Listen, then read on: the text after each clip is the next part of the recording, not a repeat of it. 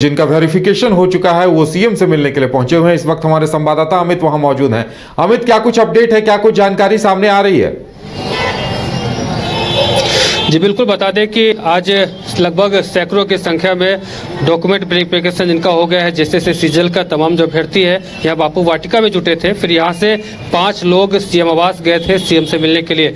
लगभग 8 घंटे तक वो अंदर रहे, सीएम आवास में रहे। उसके बाद करके अभी जस्ट लौटे हैं बापू वाटिका, और तमाम लोग जो छात्र हैं, अभ्यर्थी हैं, वहाँ यहाँ इकट्ठा थे और उनका इंतजार कर रहे थे। साफ तौर पर उन लोगों का कहना है कि हम लोगों ने एग्जाम दिया है, हम लोग का रिजल्ट आया है, हम लोग जेन्युइन हैं, तो हम लोगों का रिजल्ट जो है जल्द से जल्द प्रकाशित कर दिया जाए। और हम लोगों पे जो आरोप लगाया जा रहा है कि हम लोग सेटिंग वाले हैं, तो इस चीज़ का के लिए भी हम लोग विरोध दर्ज करते हैं कि हम लोगों को ऐसा कर करके वो परेशान न करें।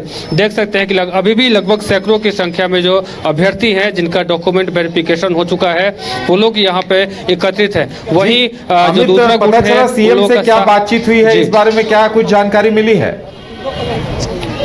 जी हम बात करने की कोशिश करते हैं और जानने की कोशिश करते हैं। सीएम आवास गए थे, क्या कुछ वार्ता हुई है वहाँ पे? जी वार्ता वैसा विशेष कुछ हुआ नहीं। हम लोग जो सफल अभ्यर्थी थे वो अपना धन्यवाद ज्ञापन देने के लिए गए थे मुख्यमंत्री महोदय से।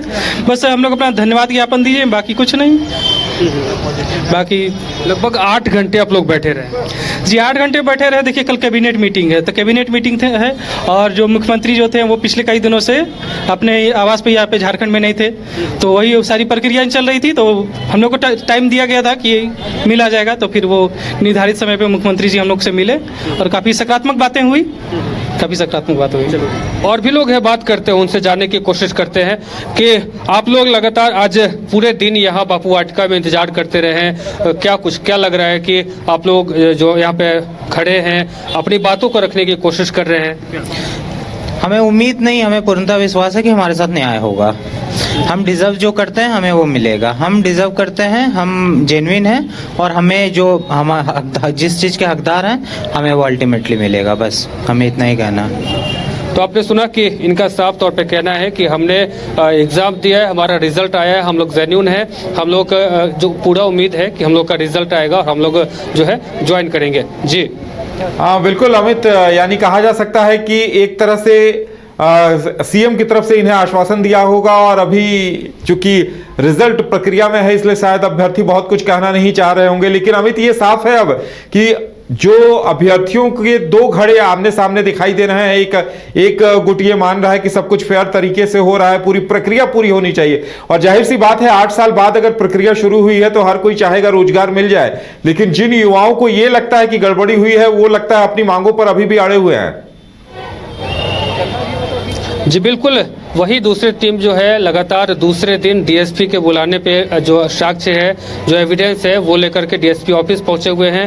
पहले दिन भी लगातार 5 घंटे तक उनसे पूछताछ हुई, 5 से 6 घंटे तक पूछताछ हुई। कैसे क्या साक्ष्य लाया गया, कहां से जुटाया गया, किसका फ़ोन है, कहां से क्या मैसेज आया, तमाम तरह के जो एविडेंस है उसको लेकर के वहाँ पर वार्ता हुई डीएसपी के साथ में। तमाम जो थानाध्यक्ष हैं वो भी वहाँ पर मौजूद थे। साथ में लगभग 5 लोग उस डीएसपी ऑफिस में मौजूद थे। साथ ही बाहर भी कई शिक्षक जो शिक्षण संस्थान है उनके भी संचालक जो है वो भी वहाँ मौजूद थे। वही आज दूसरी तरफ बात करें तो बापू वाटिका में लगभग सैकड़ों की संख्या में सुबह 11 बजे से लेकर के अभी शाम के 7 बज रहे हैं, और 7 बजे तक ये तमाम लोग जो है इंतजार कर रहे थे। वही 5 लोग सीएम आवास गए थे उनसे मिलने के लिए। मिलने के बाद जब अब लौटे हैं तो इनका कहना है कि सीएम के द्वारा आश्वासन मिला है कि सब कुछ बेहतर होगा। अभी इन लोगों को ये उम्मीद है कि सीएम जो है अब सब कुछ उसकी जांच जो है वो, हालांकि इनका ये भी कहना है कि अगर कुछ ऐसा हुआ है, अगर पेपर लीक जैसी कोई गड़बड़ी अगर हुई है तो जांच भी तुरंत हो जाए ताकि हम लोग इससे प्रभावित ना हो। क्योंकि 8 साल बाद जेएसएससी का पेपर हुआ था, पूर्व में भी एक बार हुआ था तो वो लीक हो गया था और वो एग्ज़ाम कैंसिल हो गया था। फिर दूसरी बार 21 और 22 सितंबर को जो एग्ज़ाम है उसका आयोजन किया गया, और उसके बाद फिर से अभ्यर्थी आंदोलन करने लगे जेएसएससी डीएसपी ऑफिस का, कार्यालय का घेराव किया, सत्याग्रह किया, तमाम तरह के जो आंदोलन का जो स्वरूप है उसको अपनाने की कोशिश की और साफ तौर पे उनका यही कहना था कि सीजीएल पेपर जो है वो लीक हुआ है। अब जब विधानसभा का चुनाव होने के बाद अब फिर से एक बार अभ्यर्थी आंदोलन करने के लिए हुए, उन पर लाठीचार्ज भी हुई, लेकिन उसी बीच डॉक्यूमेंट वेरिफिकेशन को लेकर के जितने भी अभ्यर्थी हैं लगभग सभी लगभग 200 से अधिक संख्या में पहुंचे थे बापू वाटिका में, और इनका यही कहना है कि हम लोग जेन्यून हैं, हम लोगों के साथ कोई इस तरह का जो चीज़ें हैं वो ना होना चाहिए, हम पे आरोप नहीं थोपा जाना चाहिए कि हम लोग सेटिंग वाले हैं। कुछ और अभ्यर्थी हैं, उनसे हम बात करने की कोशिश करेंगे और जानने की कोशिश करेंगे। आप लोग आज सीएम आवास गए थे, क्या कुछ वार्ता हुई, क्या कुछ फलाफल निकल के आया? वार्ता जो हम भैया डेलीगेट गए थे वो यही बताए कि हम लोग अपना बात अंदर रख दिए, ठीक है। बाकी सीएम साहब बोले हैं कि हम देखते हैं न्यायिक प्रक्रिया में आप लोग को न्याय मिलेगा, ठीक है। चलिए हम बात करने की कोशिश करते हैं और जानने की कोशिश करते हैं। सीएम आवास गए थे आप लोग, क्या कुछ वार्ता हुई, क्या कुछ फलाफल? नहीं गए थे, वैसे सकारात्मक मिला है और आश्वासन दिया गया कि हम लोग को न्याय मिलेगा।